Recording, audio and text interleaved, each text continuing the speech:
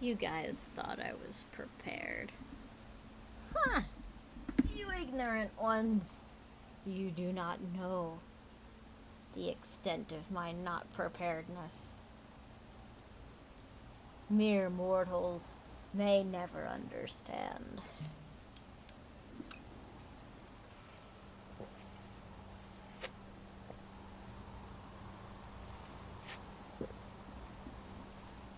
I wonder if you guys can hear me drinking the water. You probably can. Which should make me self-conscious, but doesn't. I mean, if I were not drinking the water, what kind of cult leader would I be? Not a very good one.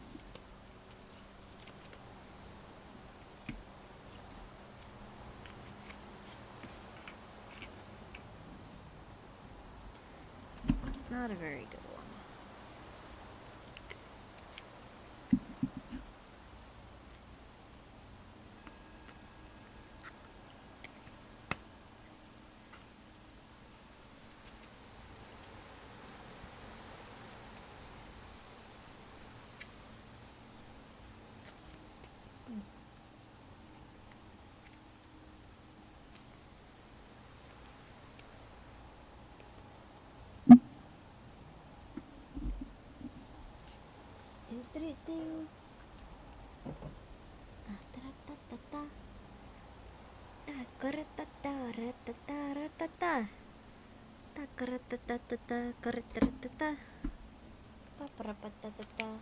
My shit's taking forever to load. Sorry, chat. I don't even think chat's here yet. I think chat knows the deal at this point, where it's just gonna take me a year and a goddamn half to even remotely get started on anything. All of these smell like garbage. I mean, I'm glad I tried them, but Sassy's were way better. Wax melts.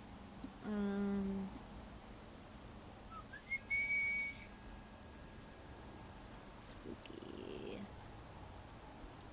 Spooky, scary, something. Da, da, da, da, da, da.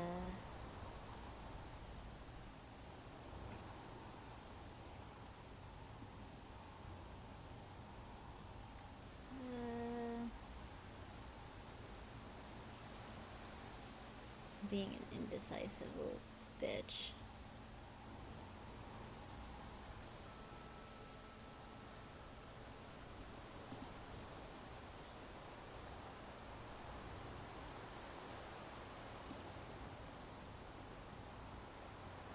Alright, that'll do.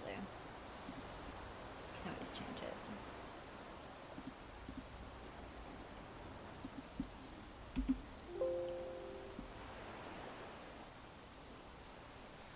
Alright, so we're gonna do Call of Cthulhu next week, because I am tired already. I had a big day, and my body is being kind of a jerk. It should sort itself out by next week, for sure. But I can treat you guys to all wonders of sundry things. Should you still want to lend me thine ear.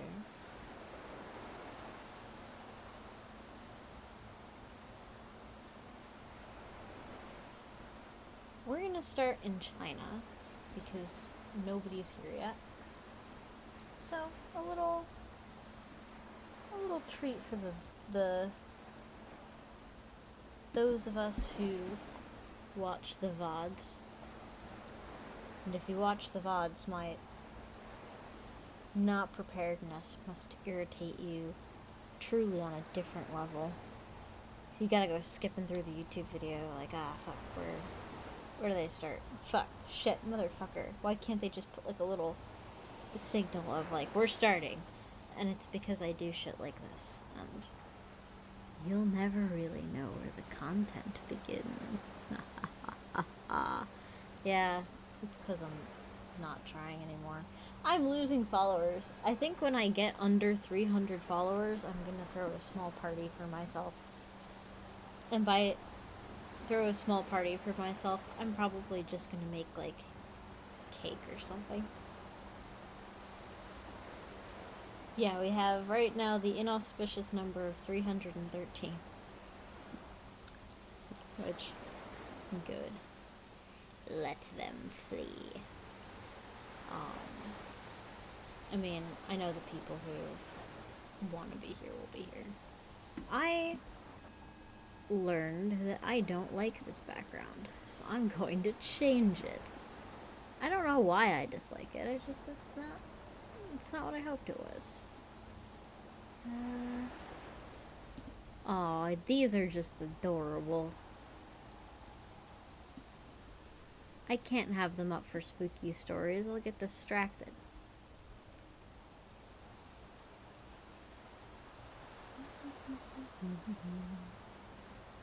Are you just never gonna load?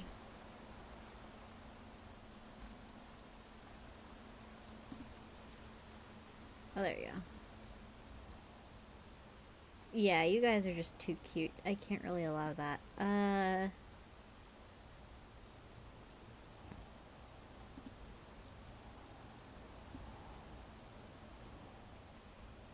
This could work.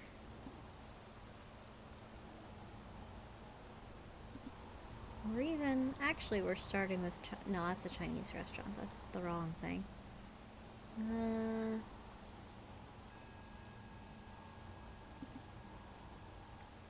Let's try this.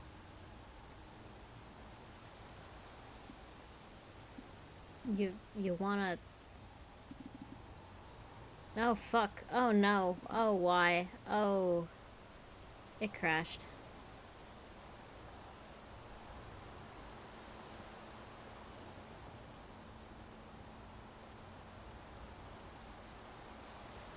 God damn it.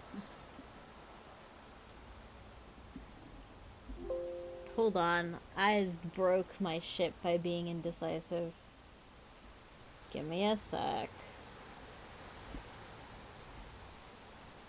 Everyone watching the VOD must be so mad. Oh no. Oh, there's the loading. Wallpaper engine appears to be running and does not respond. Yes, restart it forcefully.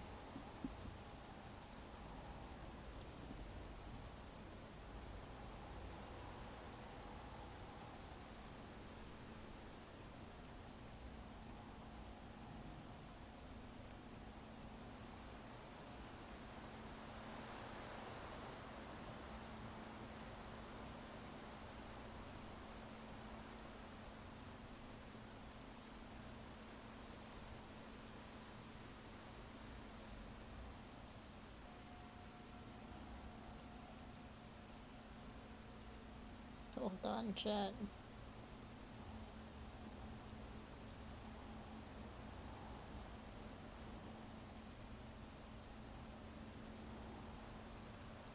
Okay, there we go.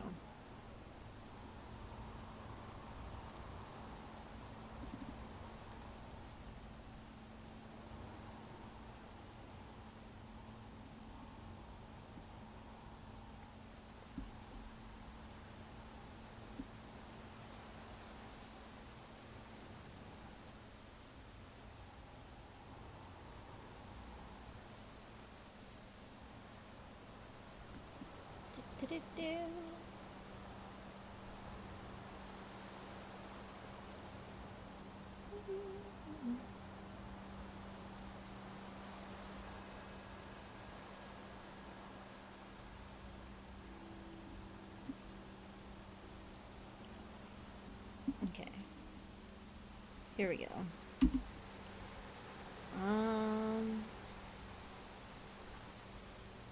Go here.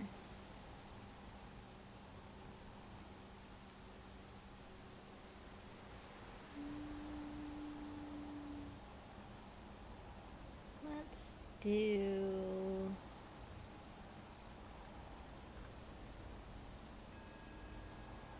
It's an oldie but a goodie. Alright.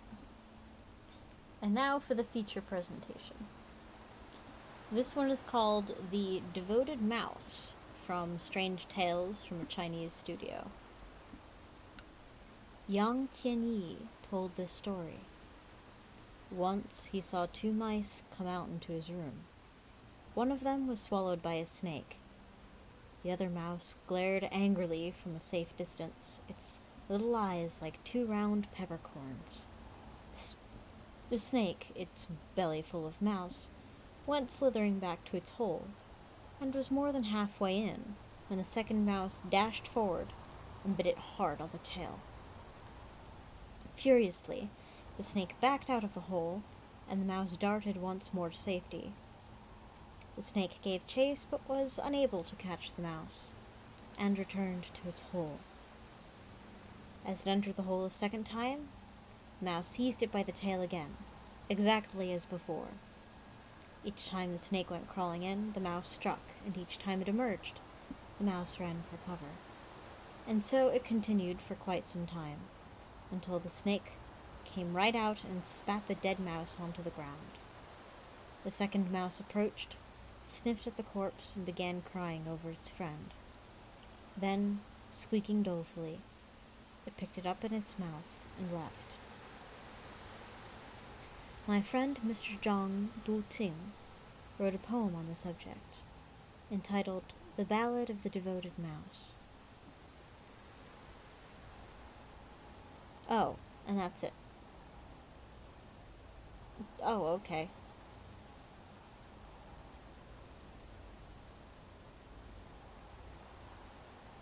Wow, that was short. That was really short.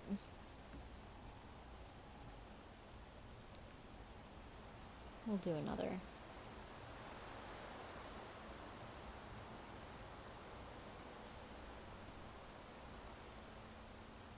Let's see.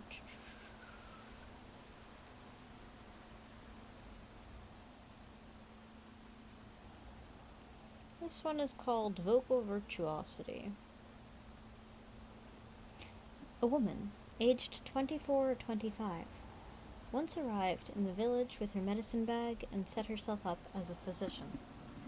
Patients wishing to consult her were informed that she could not make out a prescription herself, but would have to wait till evening in order to communicate with the spirits. That's not sketchy at all.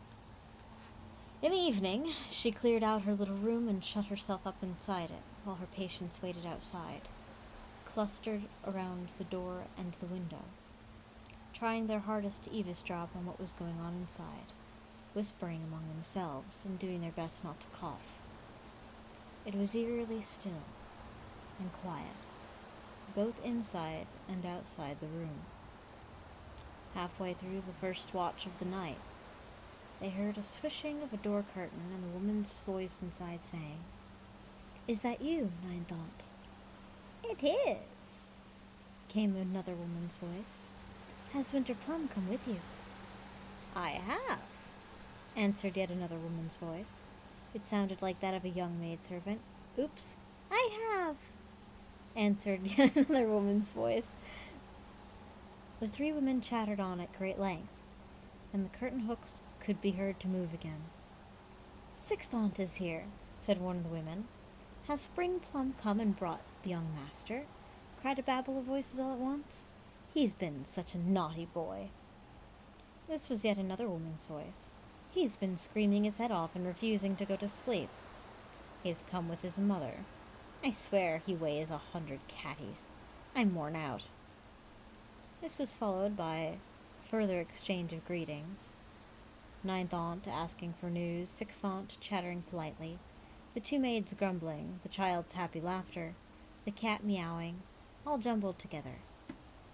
Then the voice of the young woman physician herself could be heard, laughing as she said, "What a sweet little boy, to bring the kitten all the way here."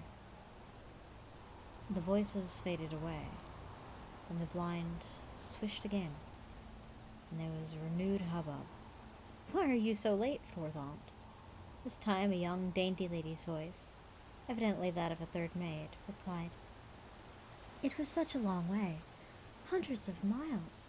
Auntie and I hurried as best we could, but she's such a slow walker." There followed further desultory conversation, the sound of people moving chairs and calling for more to sit on, voices of many kinds of mingling, and the general commotion that filled the room. After the length of time that it might have taken to eat a meal, quiet returned, and the woman physician could be heard asking again. Oh, and the woman physician could be heard asking for advice about a patient's illness. Ninth aunt said she needed ginseng. The sixth aunt recommended yellow vetch. Fourth aunt, atractylus root. After lengthy discussion, ninth aunt called for a brush and an inkstone, and presently came the rustling sound of paper being folded, and the tinkling sound of the brass brush cap being pulled off and thrown onto the table. This was followed by the grating sound of the ink stick being rubbed on the stone, and the click as the writing brush was placed back on the table. Then finally came the crunching sound as herbs listed in the prescription were measured out and wrapped. Presently, the woman pushed aside the door curtain and came out, calling for the patient to come forward and receive his written prescription and the herbs. As she turned back into the room, they heard the three aunts making their farewells, the three maids, the little boy babbling, the cat meowing, all at one and at the same time. Ninth aunt's voice was clear and piercing, sixth aunt's slow and coarse, fourth aunt's soft and enchanting. Each of the maid servants spoke with a different timbre, too, and each voice could be clearly distinguished from the others. The amazed crowd outside were convinced that these were truly spirits, but it must be recorded that, notwithstanding this elaborate rigmarole, the medicine prescribed had little beneficial effect. This is what is known as vocal virtuosity. It was no more than a ruse used by the young woman to sell her services as a physician. But it was an extraordinary performance all the same. Years ago, Wang Xinyi told me once, when he was in the capital and walking through the market, he heard the sound of a stringed instrument and a voice singing. The performance had attracted a large crowd. He went closer and observed a young man singing a song in long, drawn-out phrases. There was no musical instrument to be seen. He was simply rubbing his cheek with his finger as he sang, producing a sound just like that of a stringed instrument. This was another variation of vocal virtuosity. Oh, so not quite ventriloquism, but having a syrinx, basically.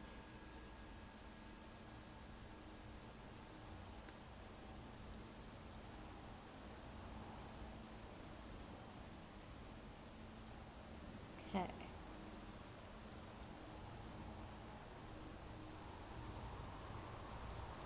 And I know a couple people are here. If you guys, want, you can shout something out in the chat, and I can see if I've got it in my library. Let's see.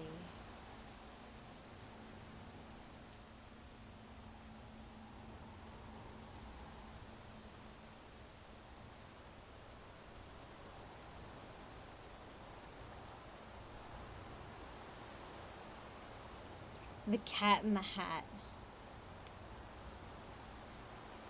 Okay. Hold on.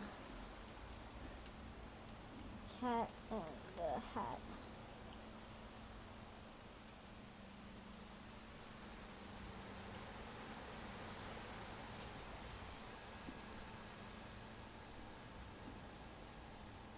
Okay. Hold on, it's loading.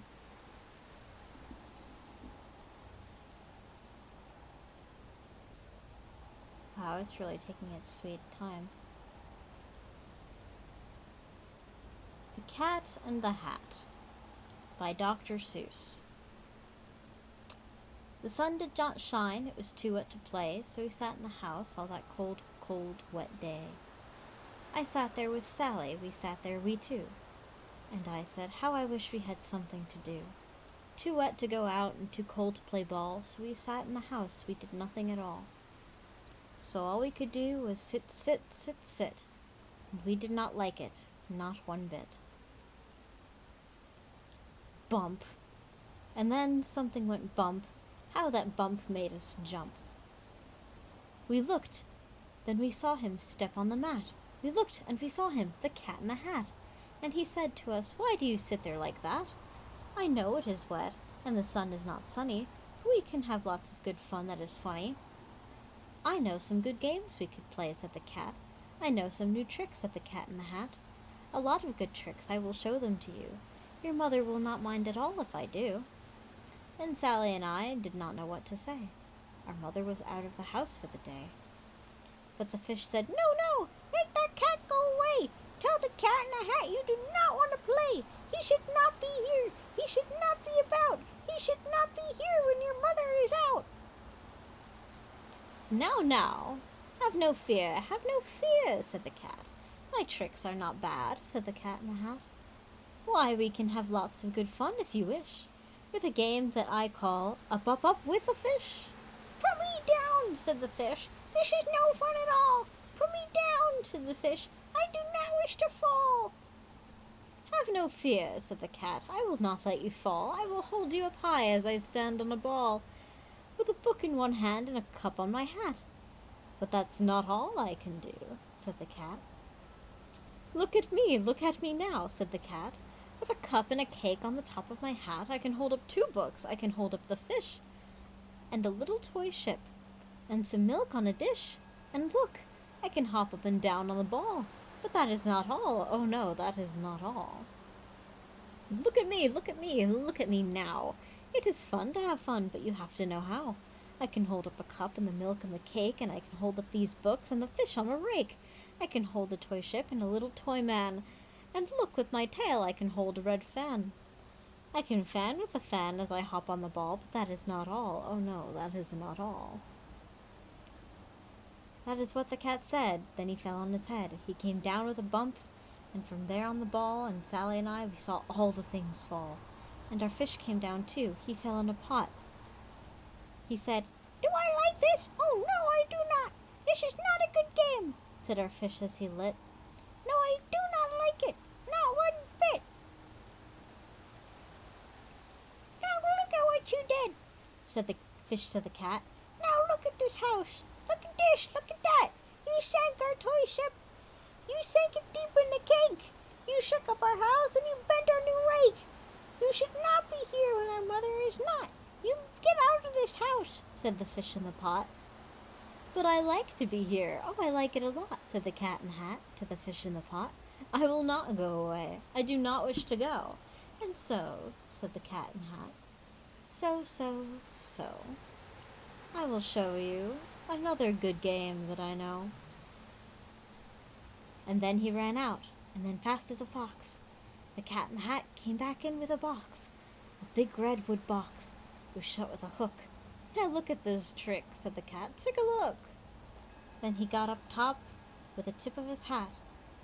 I call this game Fun in a Box," said the cat. I did not expect you to actually read this, but this is great. Thanks, Edged. "I call this game Fun in a Box," said the cat. "In this box are 2 things I will show to you now. You will like these 2 things," said the cat with a bow. "I will pick up the book, you will see something new. 2 things, and I call them Thing 1 and Thing 2. These things will not bite you, they want to have fun." Then out of the box came Thing 2 and Thing 1. And they ran to us fast. They said, "How do you do? Would you like to shake hands with Thing 1 and Thing 2? And Sally and I did not know what to do, so we had to shake hands with Thing 1 and Thing 2. We shook their 2 hands, but our fish said, "No, no, these things should not be in this house. Make them go. They should not be here when your mother is not. Put them out," said the fish in the pot. "Have no fear, little fish," said the cat in the hat. "These things are good things," and he gave them a pat. "They are so tame, oh so tame. They have come here to play. They will give you some fun on this wet, wet day." "Now here is a game that they like," said the cat. "They like to fly kites," said the cat in the hat.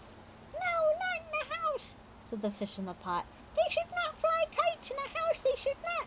Oh, the things they will bump. Oh, the things they will hit. Oh, I do not like it, and not one bit.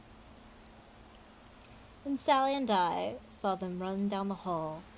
We saw those two things bump their kites on the wall. Bump, thump, thump, bump, down the wall in the hall. Thing 2 and Thing 1, they ran up, they ran down. On the string of one kite, we saw Mother's new gown. Her gown with the dots that are pink, white, and red. And we saw the kite bump on the head of her bed. Then those things ran about, with big jumps, bumps, jumps, and kicks, and the hops and big thumps and all kinds of bad tricks. And I said, I do not like the way that they play. If Mother could see this, oh, what would she say? And our fish said, look, look! And our fish shook with fear. Your mother is on your way home, do you hear? Oh, what will she do to us? What will she say? Oh, she will not like it to find us this way. Do something, so do something fast, said the fish. Do you hear? I saw her. Your mother is near. So fast as you can, think of something to do. You have to get rid of thing 1 and thing 2. So as fast as I could, I went after my net. And I said, with my net I can get them, I bet. I bet with my net I can get those things yet. Plop. And then I let down my net. It came down with a plop. And I had them, at last. Those two things had to stop. And then I said to the cat, now do as I say.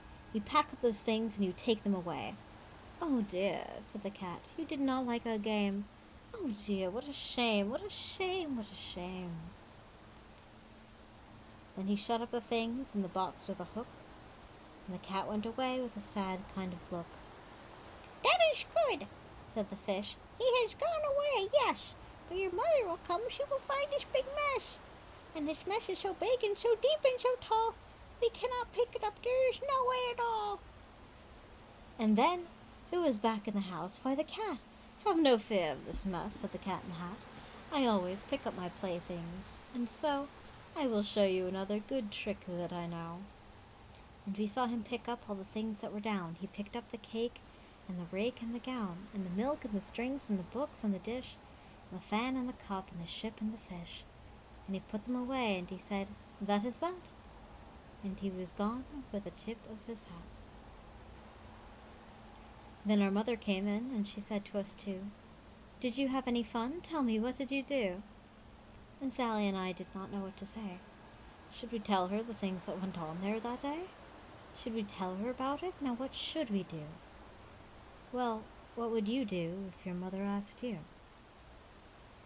Alright, so this reminds me of one of Ren's all-time favorite books. And I have it downstairs, but I'm not gonna look for it. Instead, I'm gonna look for a PDF of a book called Snow. Children's book.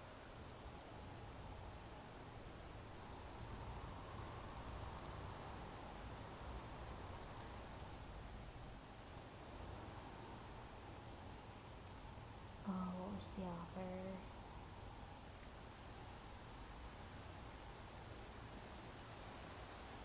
Snow. P.D. East.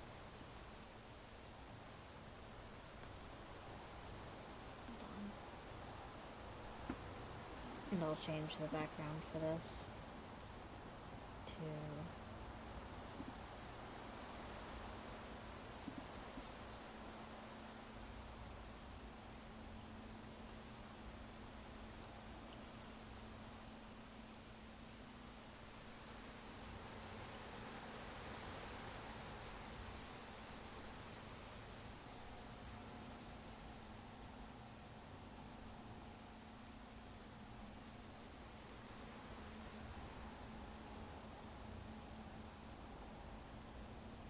Okay, here it is. I'm actually gonna go ahead and... oh, I can't download it. Hopefully it gives me the full book. God damn it. Alright, hold on, chat. Hold on. I'm going to do something completely legal.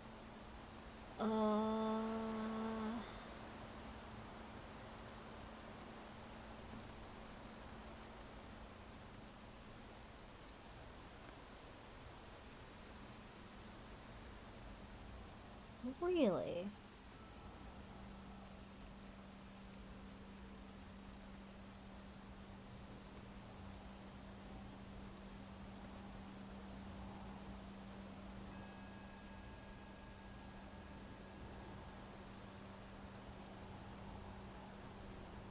Huh. Lies. You right.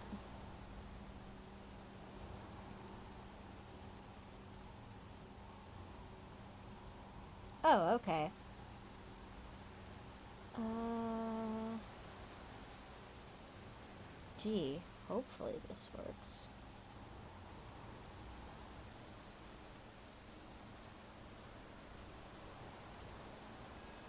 Okay.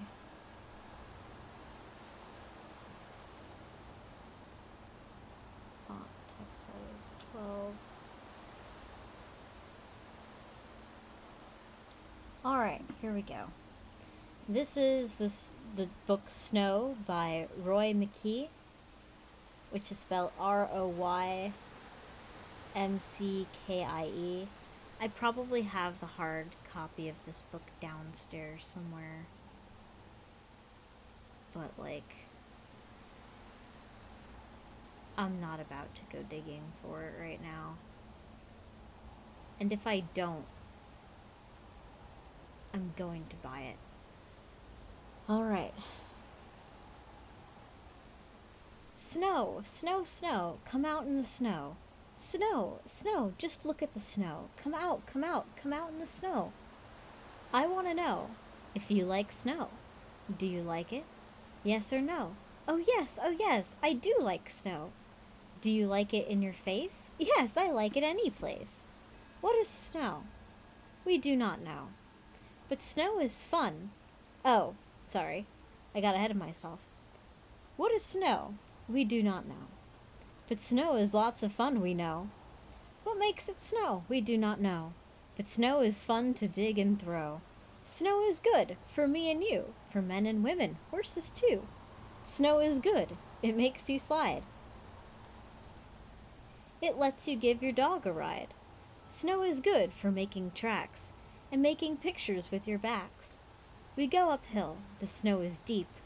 We can't go fast, the hill is steep. We think our dog has gone to sleep, but then we get up top at last. Then down we come down fast. Sometimes we put on long, long feet and walk up every hill we meet. Down the hill we fly, down the hill we sail. Our dog sails after on his tail. What a silly thing to do. Are your feet too long for you? Come on, get up, get on your way. We have a lot to do today. Now take some snow and make a ball. A lot of snowballs make a wall. Put on more snowballs one by one. Our house of snow will soon be done. Do you like bread? Do you like meat? Come in our house. Come in and eat. Snow is lots of fun, all right. It gives you a big appetite. We had our bread, we had our meat. Some bread is left for birds to eat.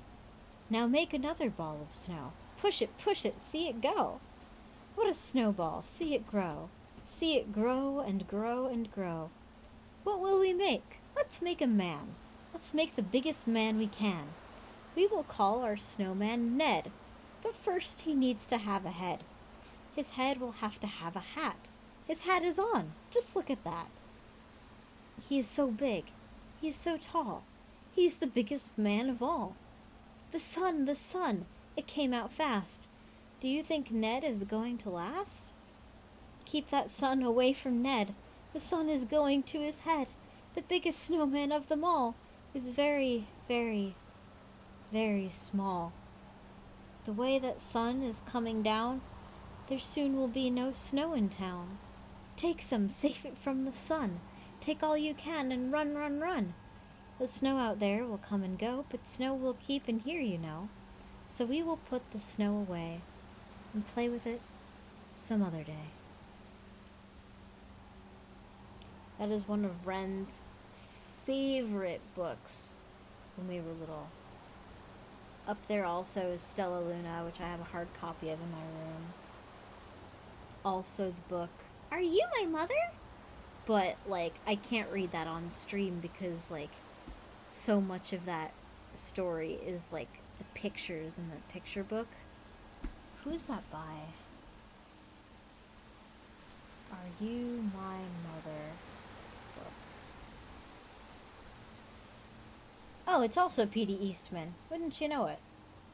I guess I read a lot of P.D. Eastman when I was learning how to read.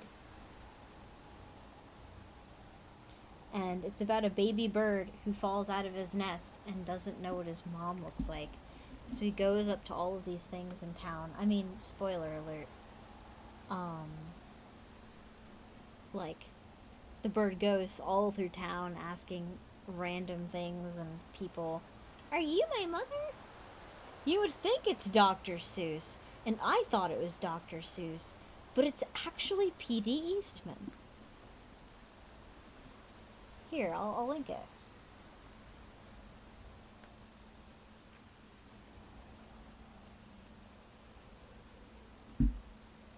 As part of his beginner book series.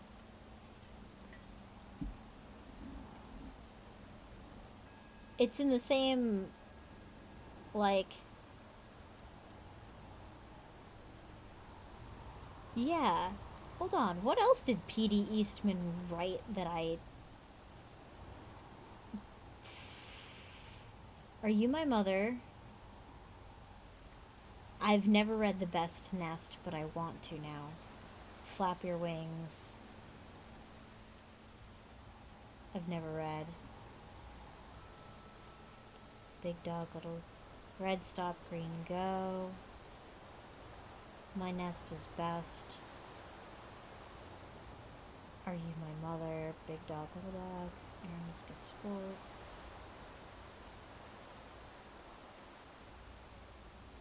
He wrote but did not illustrate Snow. Illustrated by Rob McKee. Huh. But he was like affiliated with Dr. Seuss. God. Those books were so good. And then Stella Luna. Oh, God. Stella Luna. This is not really spooky stories, but that is Janelle Cannon. And it's about a bat who's raised by a bunch of birds. And it's really cute. It's really quite adorable. It was one of my favorite books growing up. It's so adorable. But yes, I have read Cat in the Hat on the stream. We veered off scary when I read Dr. Seuss. You right. You right. Yeah, God, jeez. Hold on. We gotta go back to spooks. We gotta go back to spooks. How do we go back to spooks?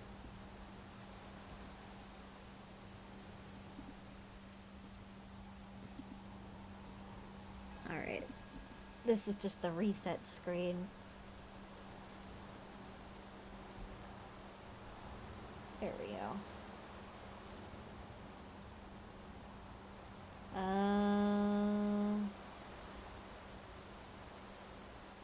Let's see. Alright.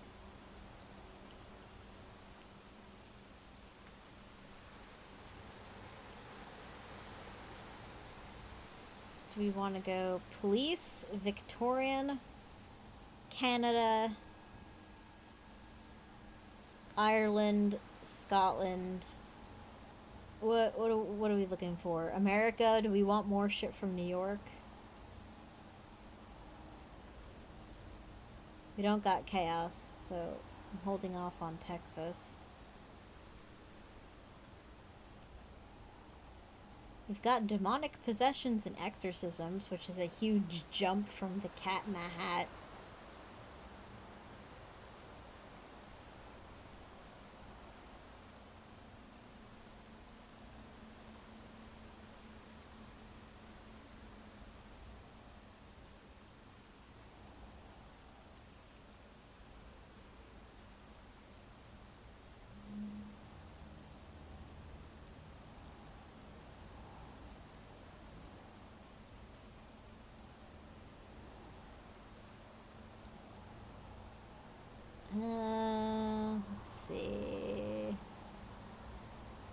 That's Edgar Allan Poe. That's a marathon.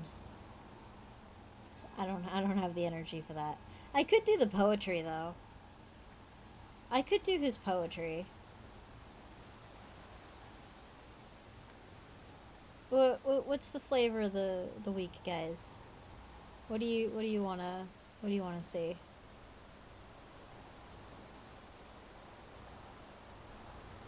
He doesn't actually have a no. Well, actually, he has more poems than I thought he had.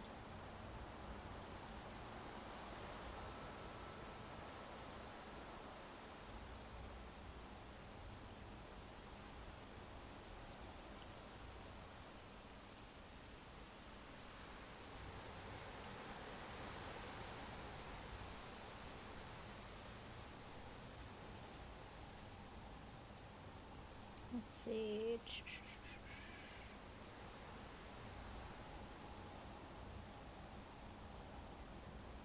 Yeah, we could go back into Ireland.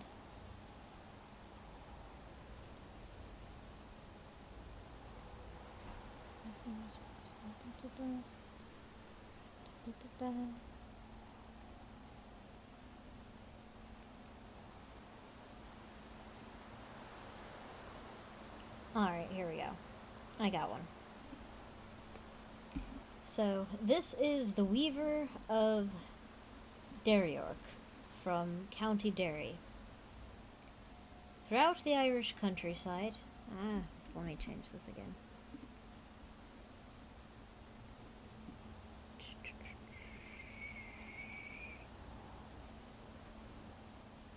Let's go back one.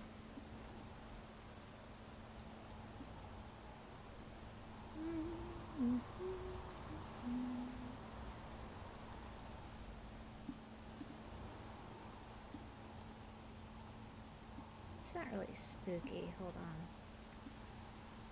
Let me see.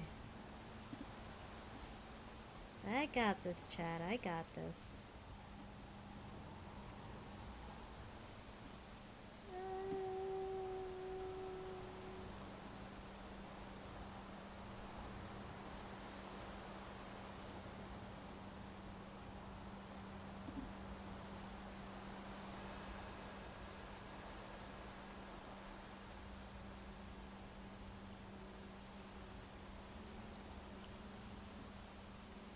Here, let's try this.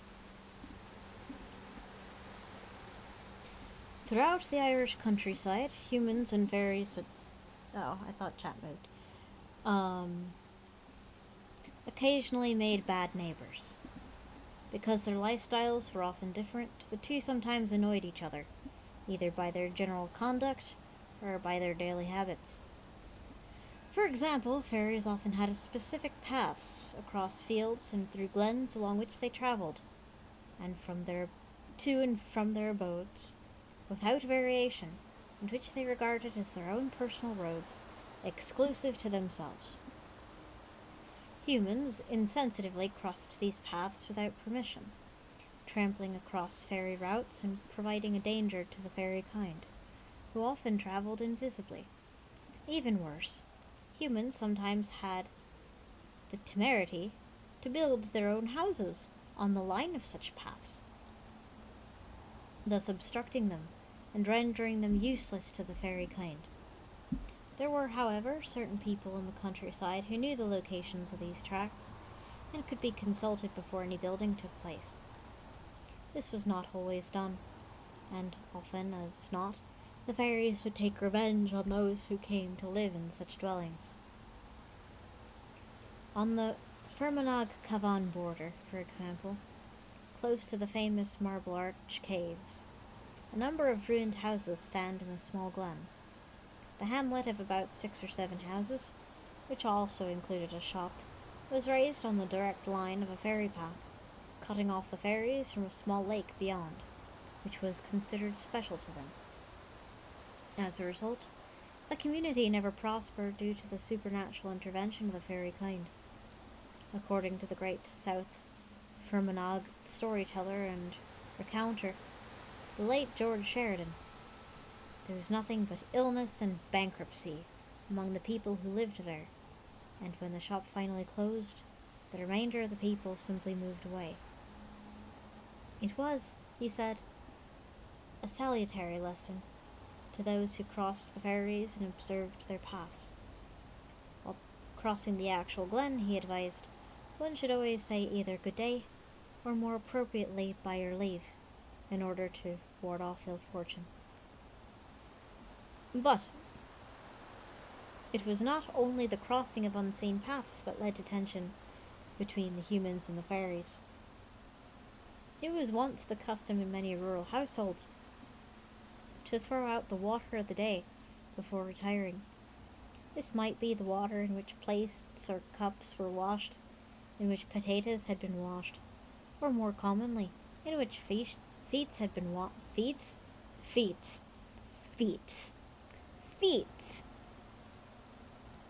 Feetsies! No. Feet. The plural of foot is feet, not feets. Oh boy. Or more commonly, in which feet had been washed before going to bed. Footses. Those filthy footses. The hobbitses. The hobbitses stole the precious.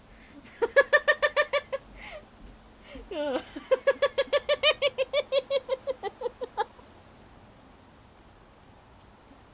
sorry.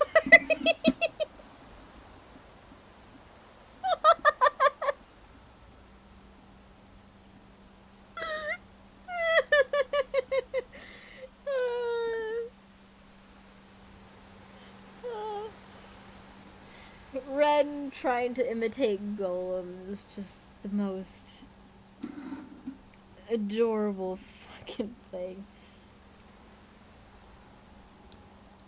That is scary. Oh god. Oh god. Yeah. The feet had been washed before going to bed. It was usually thrown from the door of the house and into the nearest bush. However, it might also drench some invisible fairy who happened to be passing by the door at that time, naturally causing distress and annoyance. There are a number of stories of women who had been neglectful in throwing out the feet water, and to have reaped some supernatural consequences. In one case, in County Sligo, a strange creature, often as a black lamb, came into a house every night, lay down in front of the fire, and died, causing a noxious stink throughout the building. The corpse was removed, but every night for a month the same thing occurred, and at last a priest had to be brought in to exorcise the building, and the visitations stopped. It was considered that this was the result of dirty feet water drenching an invisible passerby. To prevent such hauntings, it was advisable to utter a charm as the water was being thrown out. A common one was simply to say, Ugatha, Ugatha, iske silla. Away, away, dirty water. And as the action was being performed. This acted as a charm and as a warning to anything which happened to be going past. Because some fairies choose to live in the underground, water offered another problem. On Rathlin Island, the family was disturbed one night. A ferryman came knocking on their door. He asked them to stop teaming, which was washing, potatoes, at their back door as the water was running into his house below, and was threatening his wife and children. Some sort of resolution was eventually reached in this respect. But the annoyance was not only one way. Fairies could also irritate humans with their thoughtless behavior, especially if they congregated in large numbers. Fairies kept different hours to mortals, enjoyed parties, and often had little regard for human property. Some of these problems are highlighted in the following tale from the townland of Derryork, near the village of Dungiven in North Derry. The townlands of Derryork and Gilvan were supposed to be badly fairy-haunted, and the fairies there seemed unusually aggressive. The 1835 Ordnance Survey memoirs of the area detail interviews with an old woman and her daughter, both of whom sported purple marks on their thighs where they had been struck by fairy bolts. fired by belligerent fairies as they passed them by. Several farmers of the region also reported cows and sheep injured by fairy activity. This version of the tale is attributed to Dennis Macready, an elderly Shonkai who lived near the Gelvin Water in the late 19th, early 20th centuries. In the townland of Derryork, on the other side of Gelvin, there was a house standing. A large, low, dark stone place that stood by the side of a path that led up to an old earthen fort in the field beyond. It was a good solid house, but few people wanted to live there, because the old fort behind it was supposed to be haunted by the fairies, and, after dark, their screams, shouts, and roars could be heard drifting across the Gelvin and into the countryside, beyond until the early hours of the morning. They said a man had lived in the house after it was built, but he didn't stay long because of the noise, and because the fairies had played tricks on him when they had a mind to. In the end, he upped and left, and the house stood empty for a time. After a year or so, however, a weaver called Joseph McPherson came to live there with his wife and daughter. The house suited Joe, for it had a grand front room where he could set up his loom, with a smaller room off it where he could store his cloth and his materials. It had a fairly big yard out at the back, and he could use the setting out his materials and finished work. All in all, it suited him grand, and even better, the landlord, Peter McCloskey, gave it to him for a low rent because of its bad reputation. The old fort in the field behind didn't concern Joe greatly, for he was a Protestant, and he had no great belief in fairy powers. For a few nights all was well. Joe settled in well to the house by the lane, as if he'd always lived there, setting up his loom in the front room where he could look out over the countryside as he was working,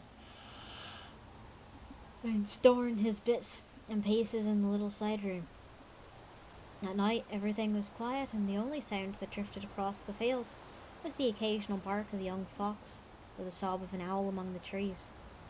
All was peaceful, and Joe and his family got several nights' good sleep. 'Twas not to last, however. After a week had passed, they were wakened one night to the sounds of shouting, shrieking, and singing.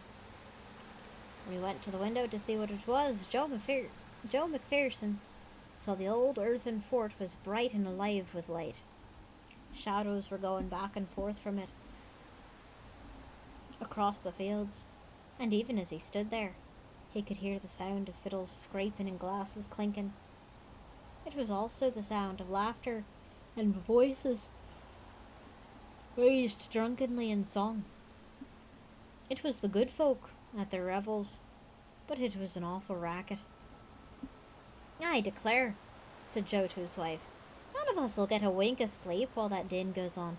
I'm for going up to the fort and telling them to be quiet." But his wife laid a restraining hand on his arm. She was a Catholic woman, strange and dark, from the Kilhoyle mountain country, where the fairies are as thick as ticks on a blanket, and she knew the dangers of dealing with them directly. "Leave them be, Joe, my Joe," she told him. "No good will come of you going up there, and they'll pay you no heed. Let them have their party for the night. Maybe it'll all be better tomorrow." And so the weaver stayed where he was, and waited for his fairy neighbours to be quiet.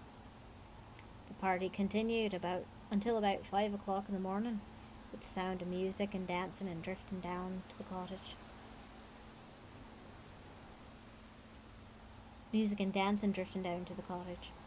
Neither Joe nor his wife nor his daughter were able to close their eyes for long, for there were lights in the sky over the old fort, and it was their brilliance as much as the noise that kept them awake. At 5:30, the cock crew, and the sounds in the fort ceased. Everybody in the McPherson house was all but exhausted, and even though he had a number of orders to fill, the weaver was far too tired to put a hand on his loom for the rest of the day. He hoped that was the end of it.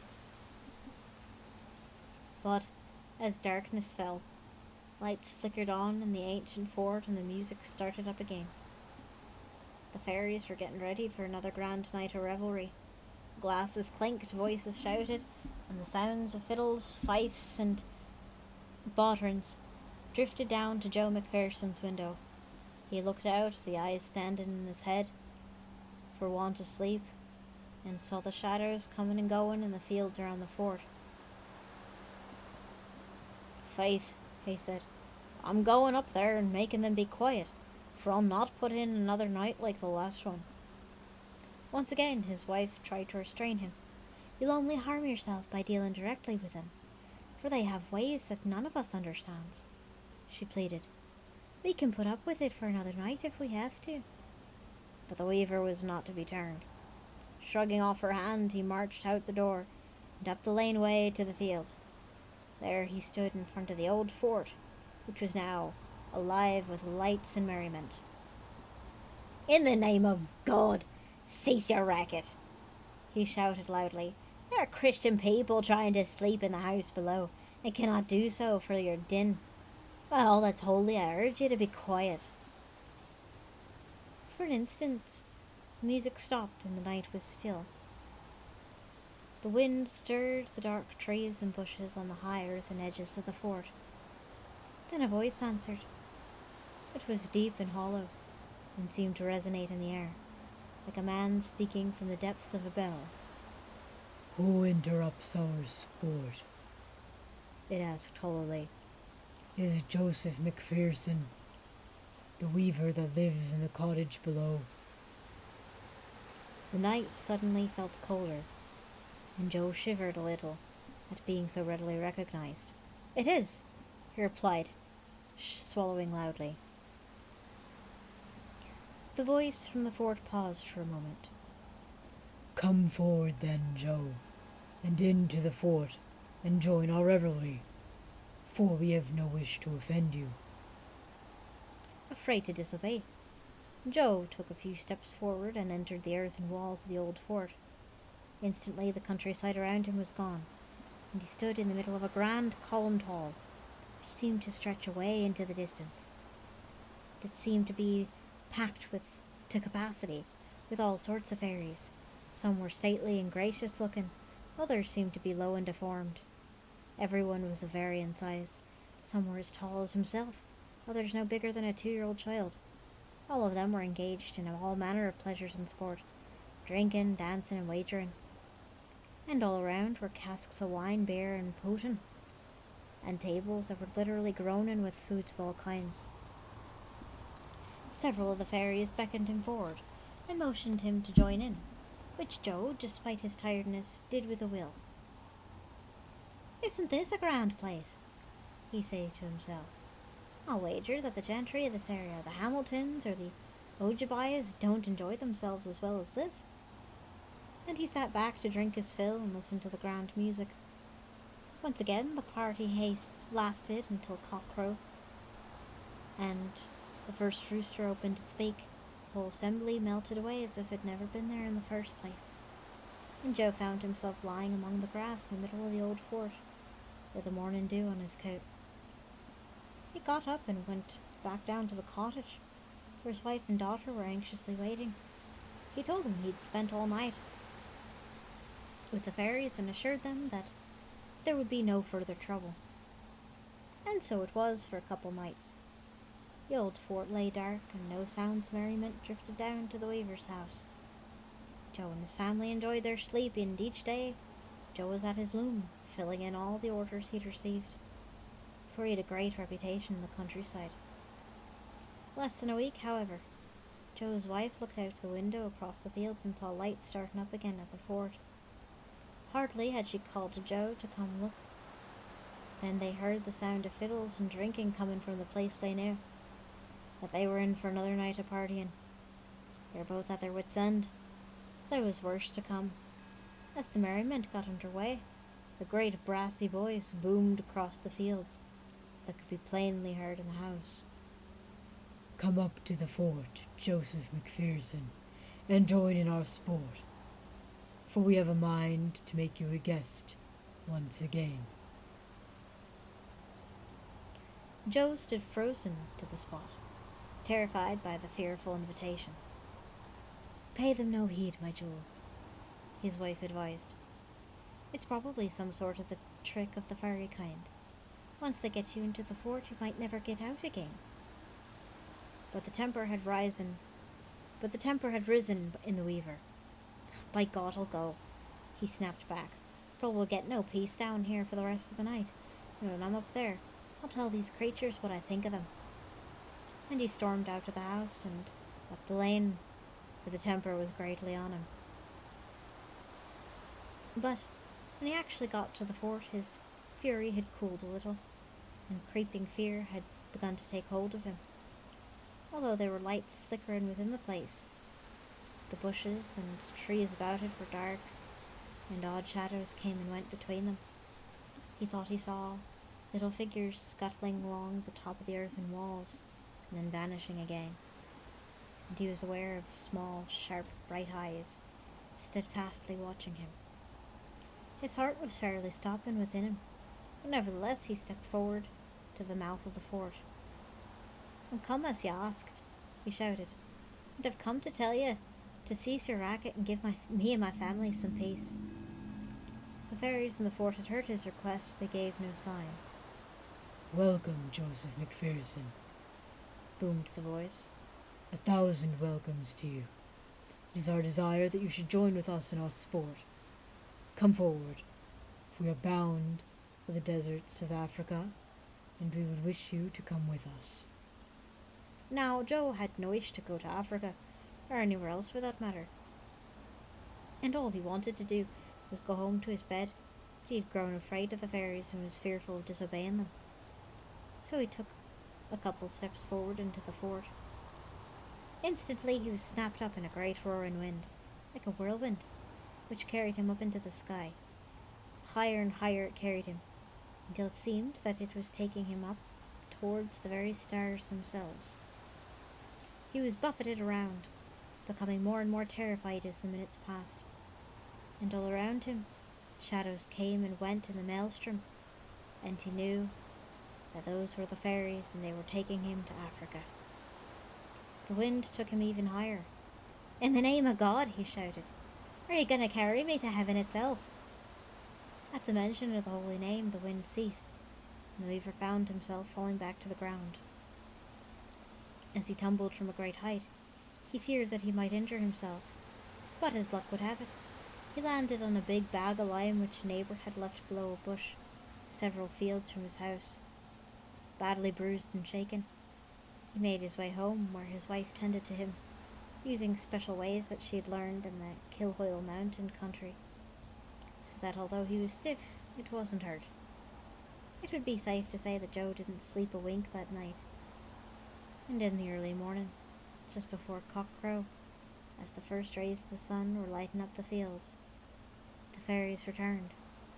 They settled back into the old fort like a mighty wind, disturbing birds sleeping in the trees, and everything was quiet once more.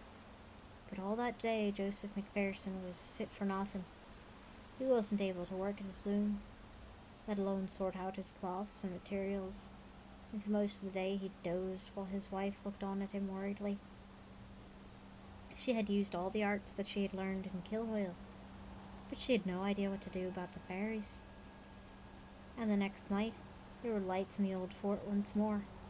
Shadows came and went across the surrounding fields, and the sound of distant music started up.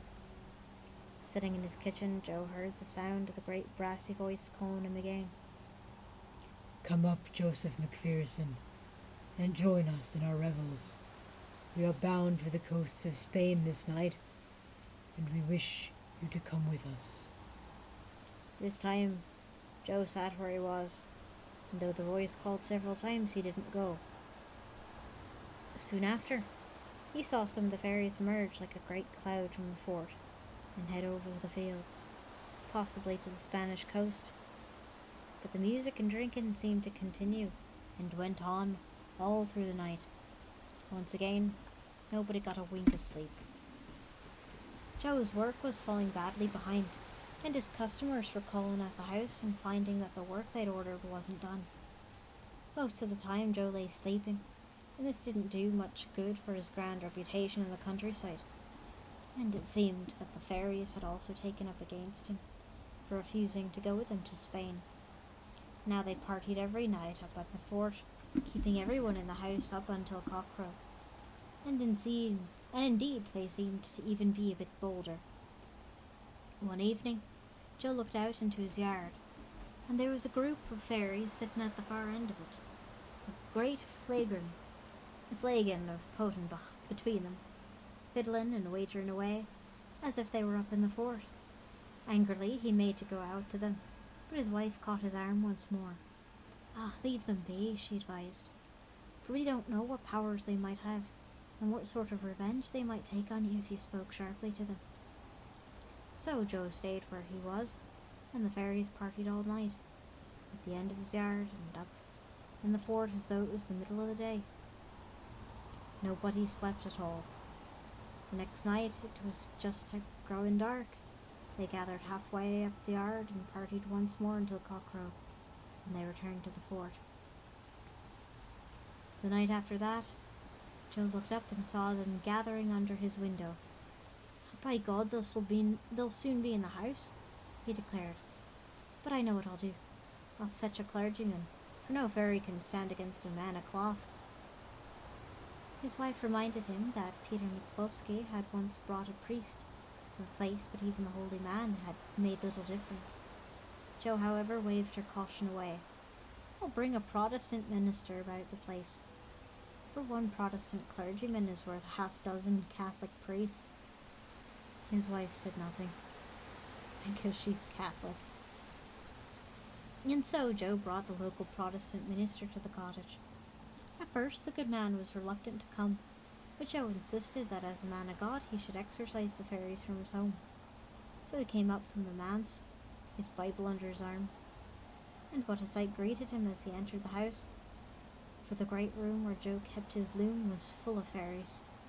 They had climbed up on the shelves, where they sat drinking and smoking long clay pipes. They hung from the beams of the loom, spilling drink as they did so. They played cards across the cloth that Joe had made, splashing and dribbling potion on it as they did so. They were everywhere, playing their fiddles and rolling their dice, and every bit of space in the room was covered with them. The minister made his way to the centre of the room and instructed Joe to bring him an iron knife from the kitchen. Joe did so and joined the holy man in the middle of the room. Standing in the midst of the fairies, the clergyman began to read from the Bible, whilst Joe made threatening jabs in their direction with the blade of the knife. Because it was made of iron, none of the fairies dared approach it, although they danced back, jeering wildly every time he darted at them. And behind him the minister continued to read from the Bible as loudly as he could get above the din they were making. But it all did no good. Some of the fairies simply retreated into the next room where Joe had his cloth stored, and proceeded to spill potion and laugh whilst others hung from the beam of the loom and made rude noises. They started pelting Joe and the clergyman with stones, with some of Joe's old shoes and bits of pieces they found about the room, laughing and screeching uproariously as they did so. Despite all his readings from the good book, in the end the clergyman was forced to flee out into the yard, declaring he would not go back into the house for a fortune. The fairies continued to party in the house all night, whilst Joe and his family camped outside. The whole thing was getting far beyond a joke, and were now a great nuisance to them.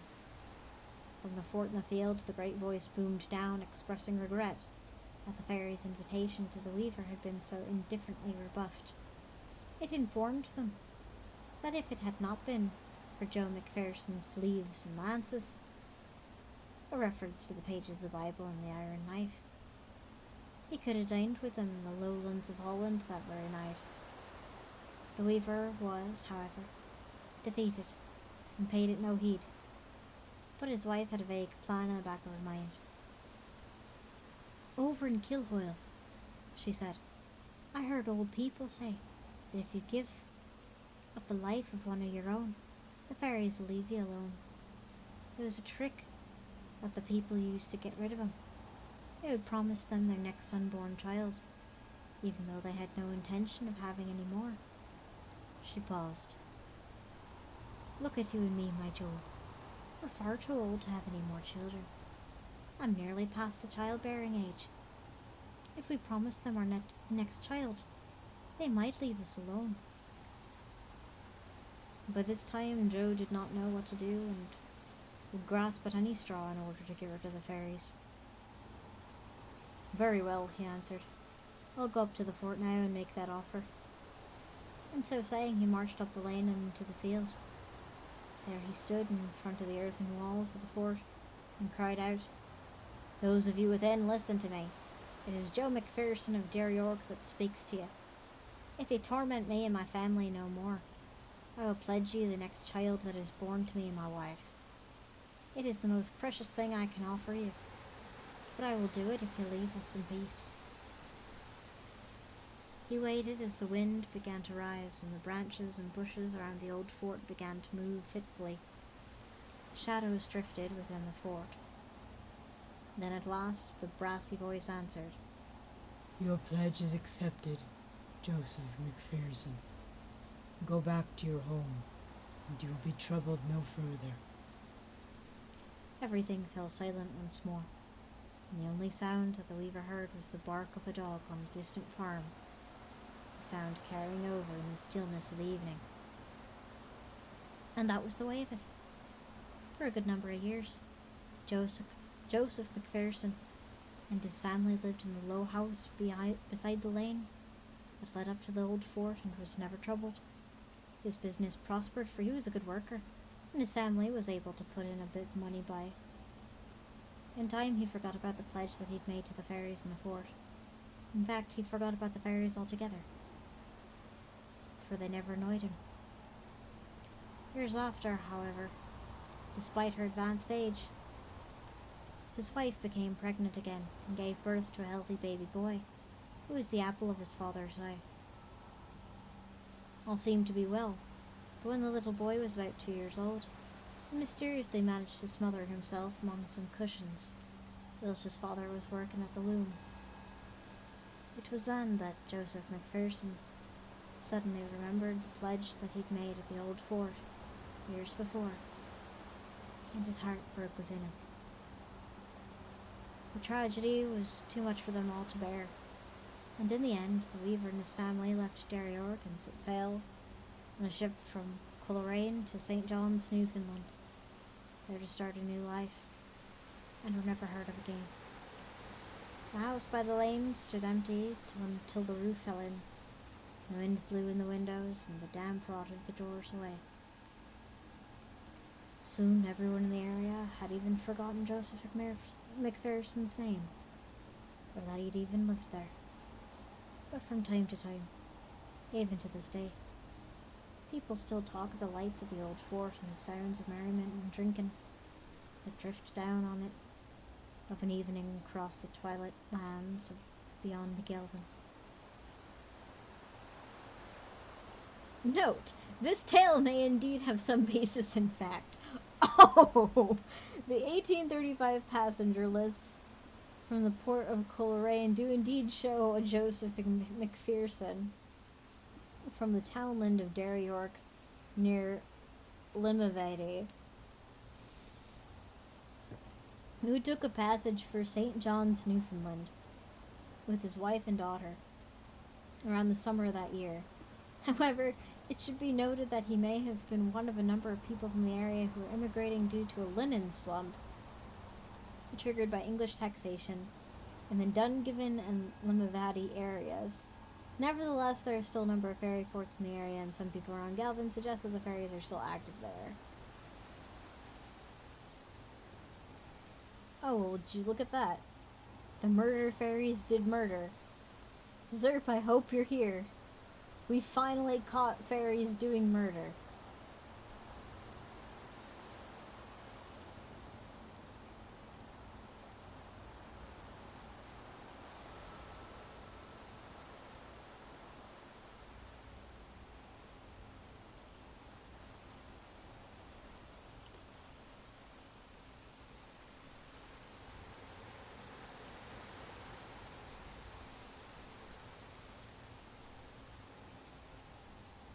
Sorry, I'm just giving my voice a rest.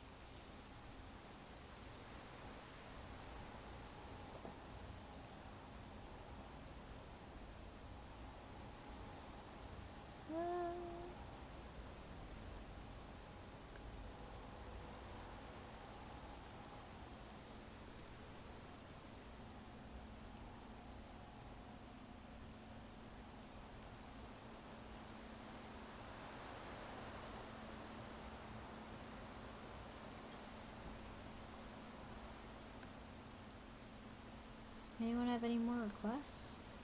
How long have we been going? It doesn't feel like a long time. Only an hour and 16. Yikes.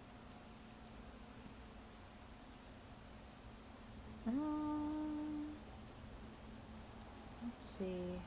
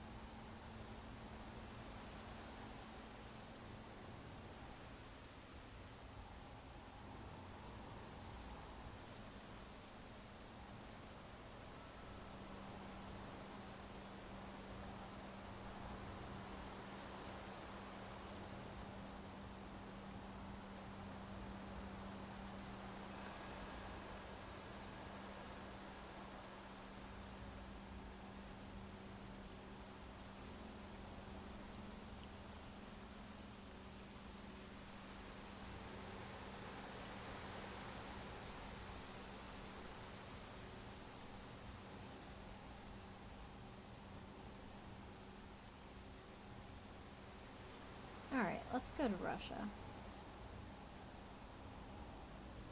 And let's do...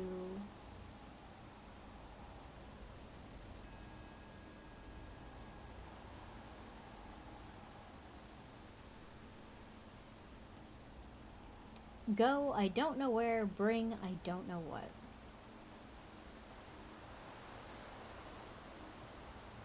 In a certain state, there lived a king who was unmarried bachelor, and he had a whole company of musketeers.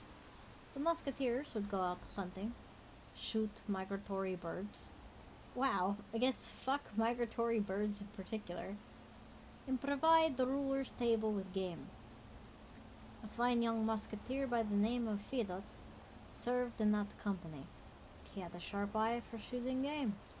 It was almost as if he never missed, and for that the king loved him more than all of his comrades. One time it happened that he went out to hunt early in the morning, at the crack of dawn. This is like Irish Russian, it's weird. He walked into a dark, thick forest and saw a mourning dove sitting on a tree. Why is there a citation there? I am curious about that. Oh, he came to the shore of the sea and saw gray ducks swimming in the water. Okay. So one of the two. Fuck, I lost it. Okay, there we go. Fedot brought up his weapon, aimed, fired, and broke the bird's wing. The bird fell from the branch into the damp earth. The musketeer picked up the bird, was about to tear off its head, and put it into his sack. The mourning dove spoke to him. "Ah, you fine young musketeer, don't tear off my head. Don't make me part from the white world. Better take me alive. Bring me into your home, put me on the window sill and watch. The moment I start to fall asleep, at that very time, swing your right hand and strike me, and you'll win yourself great happiness." The musketeer was mightily surprised. Oh god, we're just straight Irish again. "What is this?" he thought. "It looks just like a bird, but it speaks with human voice. I've never heard anything like this before." He took the bird home, put it down on the windowsill, and stood there waiting. A little while passed. The mourning dove put its head under its wing and dozed off. The musketeer lifted his right hand, swung it, and hit the bird lightly. The mourning dove fell to the ground and turned into a beautiful girl. Such a beautiful one that you couldn't imagine her, or guess, but only tell it in fairy tale. There was no other beauty in the whole world equal to her. She said to the fine young man, the king's musketeer, "You were able to catch me, so now figure out how to live with me. You'll be my betrothed husband, and I your God-given wife." There's another citation. For why? You know how to get me, now marry me. I'm not a grey duck after all, I'm the king's daughter. Okay, weird. Weird. The variants are weird. We'll stick with this. Live with me. And they agreed on that. Fedot got married and lived well. He amused himself with his young wife, but he didn't forget his duties. Every morning before the sun rose, he would take his weapon, go into the forest, shoot all kinds of game, and take it over to the king's kitchen. His wife saw he was exhausted from hunting, and she said to him, "Listen, my friend, I'm sorry for you. Every livelong day, you put to trouble, you wander through the forest and the swamps, always come home soaking wet, but we have no gain from it. What kind of trade is that? I know something here that will not leave you without profit. Get a hold of 100 or 200 rubles, and we'll arrange the whole business." Fedot ran to his comrades. He borrowed a ruble from one, 2 rubles from another, and got together exactly 200 rubles. He brought them to his wife. "Well," she said, "now buy all kinds of silk with those 200 rubles." The musketeer brought 200 rubles worth of silk. She took it and said, "Don't fret, say a prayer and go to bed. Morning's wiser than the evening." The husband fell asleep, and the wife went out to the porch. She opened her magic book, and all at once 2 unknown young men appeared before her. "Tell them whatever you want. Take this silk here, and in a single hour make me a carpet, and such a wonderful one that it is like it has never been seen in the whole world. Let the whole kingdom be embroidered on the carpet, with cities and with villages and with rivers and with lakes," she told them. They set to work, and not only within an hour, but in 10 minutes, they had finished the carpet to make everyone marvel. They handed it over to the musketeer's wife and disappeared in a wink, as if they had never been there. In the morning, she handed the carpet over to her husband. "Here," she said, "take this to the bazaar and sell it to the merchants. But listen, don't set your own price, but take what they offer." Fedot took the carpet, unrolled it, hung it over his arm, and went to the tradesman's rows. The merchant saw it, came running over, and asked, "Listen, honored sir, are you selling this?" "I'm selling it." "And what does it cost?" "You're a tradesman, you set the price." The merchant thought and thought, but he couldn't set a price on the carpet. Not at all. Another merchant jumped up, and a third one after him. A fourth. A huge crowd of them gathered, looking at the carpet, marveling, but they couldn't set a price on it. Meanwhile, the court commander was riding past the tradesman's row when he caught sight of the crowd, and wondered what the merchants were talking about. He got out of his carriage, walked over, and said, "Hello, merchants and tradesmen. Guests from overseas. What are you talking about?" "It's like this. We can't set a price on the carpet." The commander looked at the carpet, and he himself began to marvel. "Listen, musketeer," he said. "Tell me the honest truth. Where did you get such a marvelous carpet?" "My wife embroidered it." "What are you asking for it?" "I myself don't know the price." My wife ordered me not to haggle. Whatever I'm offered, we'll take it. Well, here, 10,000 for you. The musketeer took the money and handed over the carpet. But that commander was always near the king. He drank and ate at his table. So he rode off to the king's to dine and took the carpet. Would your majesty care to see what a wonderful carpet I brought today? The king took a look. He saw his whole kingdom, as if on the palm of his hand, and he gasped. Now, that is a carpet. I have never seen anything so cunning in my life. Well, commander, ask whatever you want, but I won't give the carpet back to you. Here the king took out 25,000 and gave it to him, from hand to hand, but he hung the carpet up at his palace. That's all right, thought the commander. I'll order another one for myself, an even better one.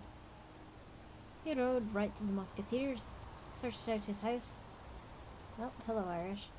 Searched out his house, walked into the main room, and the moment he saw the musketeer's wife, at that moment he forgot both himself and his business. He himself didn't know why he came. There before him stood such a beauty that he could have stared at her for 100 years without ever looking away. He looked at the other man's wife, and in his head, thought after thought. Who has ever seen, who has ever heard of such a simple soldier having possession of such a treasure? Even though I serve the king himself, I hold the rank of general, I have still never seen such a beauty. The general could barely force himself to come to his senses, and he went home back against his will. From that time, from about that hour he was beside himself. Asleep or awake, he could only think of the musketeer's splendid wife. When he ate, he could not be sated. When he drank, he could not drink his fill. Her image kept appearing to him. The king noticed this and asked him, "What has happened to you? Is it some kind of grief?" "Ah, your highness, I saw the musketeer's wife. There is no other such beauty in the world. I keep thinking about her.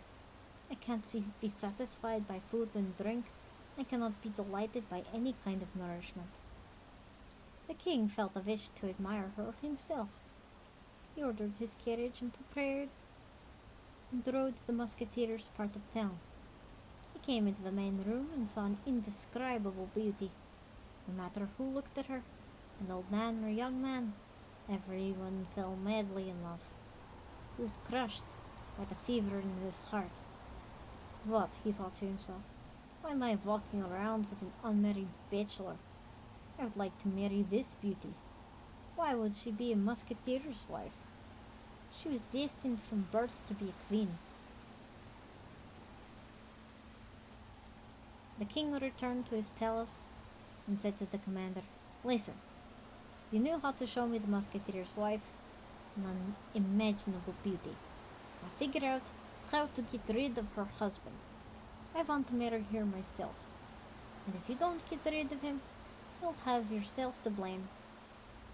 Even though you're my faithful servant, you'll swing on the gallows." The commander went out even more sorrowful than before. He could not figure out how to get rid of the musketeer. He walked through empty lots, back alleys, and he met the Baba Yaga. "Stop, servant of the king. I know your thoughts. Would you like me to help your inescapable grief?" "Help me, grandmother. I'll pay whatever you want." "The king has told you his order, that you should get rid of Fedot the musketeer. That will be no great matter. He's simple himself. But his wife is awfully sly. Still, we'll set such a task that he won't be able to handle it quickly. Go to the king and tell him this. Over thrice 9 lands, in the thrice 10th land there is an island. On that island walks a stag with golden horns. Let the king gather 50 sailors, the most useless, hopeless drunks, and and let him order an old rotten ship that has been considered retired for 30 years, prepared for this quest. Let him send Fedot, the musketeer, on that ship to get the stag golden horns. In order to get to the island, he'll have to sail neither much nor little. 3 years, and when 3 years back from the sea, 6 years altogether. While the ship goes to sea, it will serve for a month, and then it will sink. The musketeer, the sailors, they'll all go to the bottom. The commander listened to these words and thanked the Baba Yaga for her advice, rewarded her with gold, and ran to the king. Your Highness, he said, it's like this and that. We can surely get rid of the musketeer. The king agreed to the plan and gave the order to his navy at once to prepare for the quest in an old rotten ship, load it up with 6 years' worth of provisions, and find the crew of 50 sailors, the most debauched and bitter drunks. The heralds ran through all the taverns and got together such sailors it was a treat to see. One had 2 black eyes. One has his nose punched sideways. As soon as they reported to the king that the ship was ready, at that moment he ordered the musketeer to come to him. Well, Fedot, you're a fine young man, the best musketeer in the company. Do me this favor. Sail over thrice 9 lands, and in the thrice 10th kingdom there is an island. On that island walks the stag Golden Horns. Catch him alive and bring him here. The musketeer thought about it. He didn't even know what to answer. Think or don't think, said the king. But if you don't do this deed, then my sword will take your head off your shoulders. Fedot turned around leftward and went out to the palace. That evening he came home sorely sorrowful. He did not even want to say a word. His wife asked, "What are you sad about, my dear? Has something bad happened?" He told her everything in full. "So you're grieving about that? No wonder. That's a great service, not a small one. Say a prayer and go to sleep. Morning is wiser than evening. Everything will be done."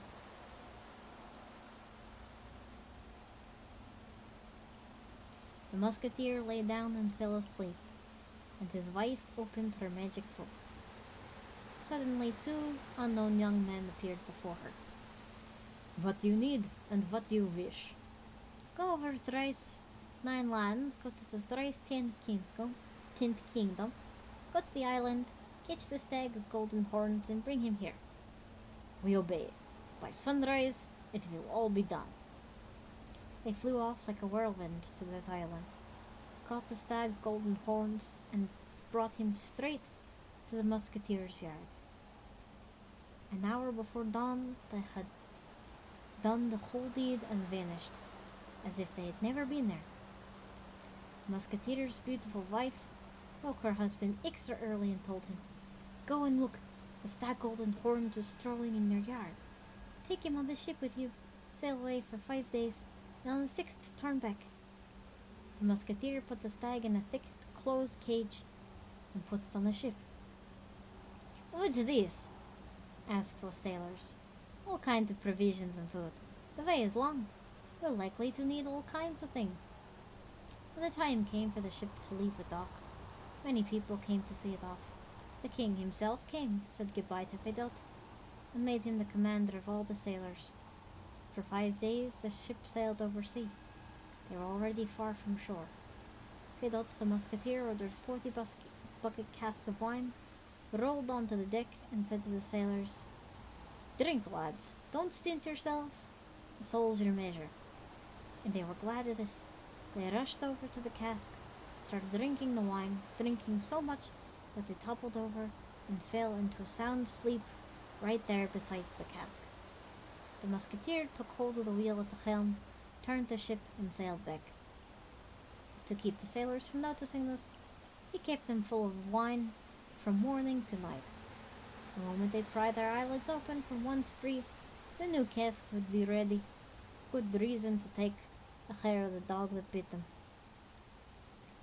On exactly the 11th day, the ship hove to the dock, threw up its flag, and began to fire its cannons. The king heard the firing, got angry, and jumped on Fidot with all possible severity. How dare you return before time was up? But where was I supposed to go, your highness? Perhaps some fools will have you sail around for 10 years without doing anything sensible. But instead of 10 years, it only took 10 days to make the voyage and do the deed.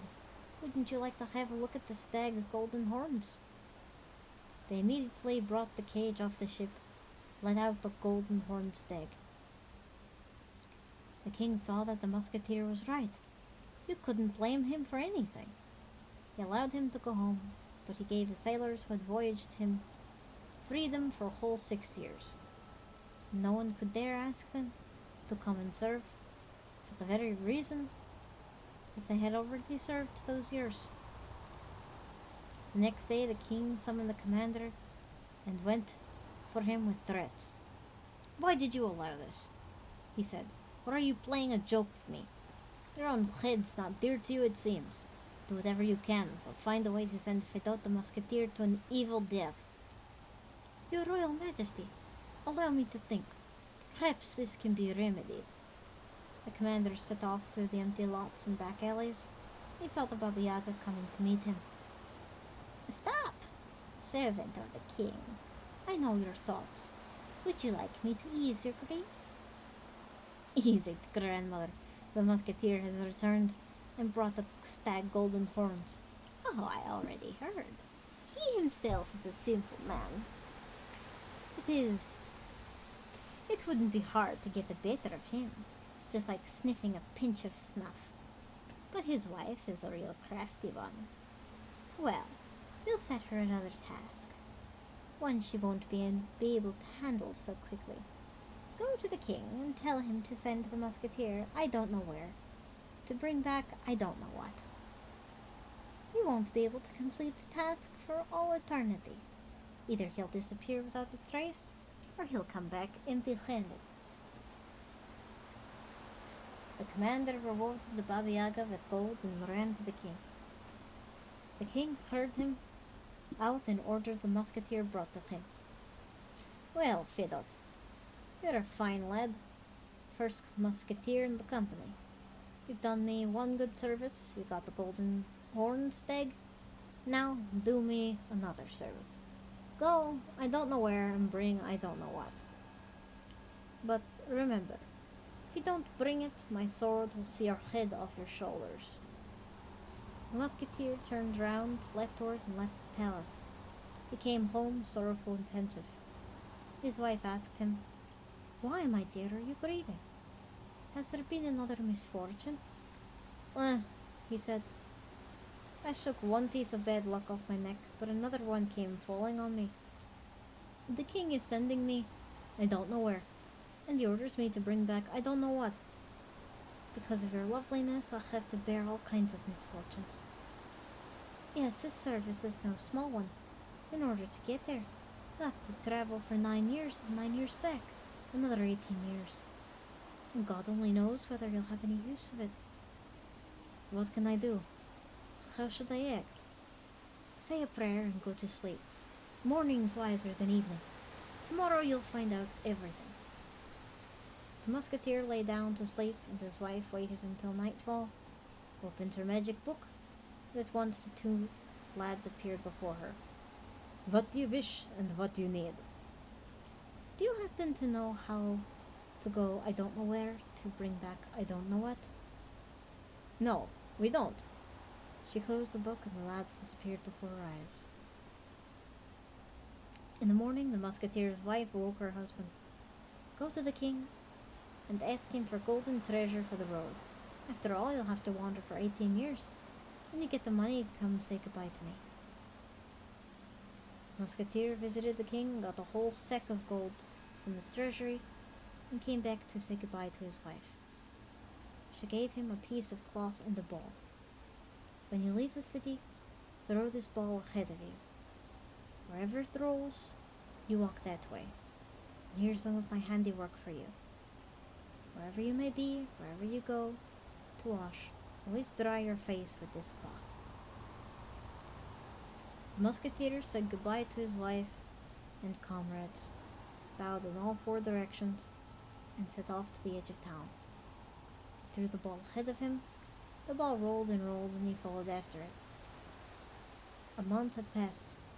The king called the commander and said to him, "The musketeer has set out for 18 years to drag around the white world, and all the signs are clear that he won't remain alive. After all, 18 years isn't 2 weeks. All kinds of things can happen on the road. He's carrying a lot of money. Perhaps robbers will fall upon him, rob him, and subject him to an evil death. It seems now I can get started on his wife. You take my carriage, drive to the musketeer's part of town, and bring her here to the palace." The commander drove to the musketeer's part of town, came to the house of the musketeer's beautiful wife, walked into the house and said, "Hello, clever woman. The king has ordered you to present yourself at the palace." She came to the palace. The king welcomed her with joy, led her into gilded chambers, and said these words to her: "Would you like to be the queen? I'll marry you." Where is it seen, where it is heard of, to try to take the wife away from a living husband, no matter who he is, even just a simple musketeer? To me, he is my lawful husband. If you won't come of your own free will, I will take you by force." The beauty smiled, struck the floor, turned into a mourning dove, and flew out the window.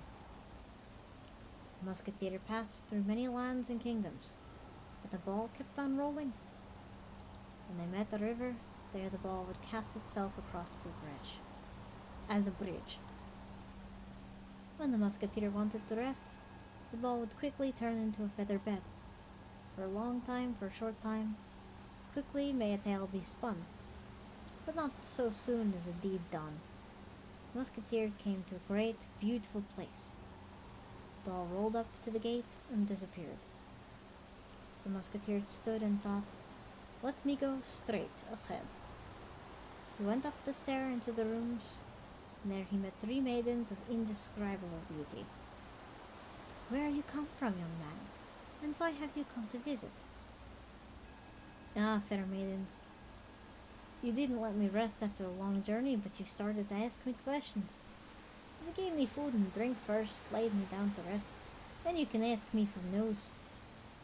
They immediately set the table, sat him down, fed him, gave him drink, and put him to bed. Musketeer slept his fill and rose from the soft bed. The fair maidens brought him water and an embroidered towel. He washed up with the spring water, but didn't take the towel. "I have my own cloth," he said. "I have something to wipe my face." He took out the cloth and began to wipe his face. The fair maidens asked him, "Good man, tell us, where did you get that cloth?" "My wife gave it to me." "Then you must be married to our own dear sister." They called her old mother. As soon as she took one look at the cloth, she said right away, "That's my daughter's handiwork." She began to ask their guest about everything. He told her how he had married her daughter, and how the Tsar, the king, had sent him I don't know where to bring I don't know what. "Ah, my dear son-in-law, but even I haven't heard of that wonder. Wait here, perhaps my servants know." The old woman went out into the porch, called in a loud voice, and suddenly, where'd they all come from? All kinds of beasts ran up, and all kinds of birds came flying. "Greetings, forest beasts and birds of the air. You beasts search everywhere, you birds fly everywhere. Have you heard how to get I don't know where and to bring I don't know what?" All the beasts and birds answered in one voice, "No, we've never heard of that." The old woman sent them back to their own places, in overgrown places and forests and groves. She returned to the main room, got out her magic book, opened it, and right away 2 giants appeared before her. "What do you wish, What do you need? Here's what, my faithful servant. Take me along with my son-in-law to a wide ocean sea and stand exactly in the middle, on the very surface of the waves. They immediately picked up the musketeer and the old woman, carried them off as if they were restless whirlwinds to the wide open sea, and stopped in the middle, on the very surface of the waves. They themselves stood like pillars, and they held the musketeer and the woman in their arms. The old woman called with a loud voice, and the monsters and fish of the sea swam to her. They were all just teeming. Their bodies hid the blue sea. Hail, monsters and fish of the sea! You swim everywhere. You visit all the islands. Have you heard how to go to I don't know where and to bring back I don't know what? All the monsters and fish answered in one voice, No, we've never heard of that. Suddenly, an old lame frog, who'd been living in retirement for 30 years already, pushed her way forward and said, Kwa, kwa! I know where to find such marvel.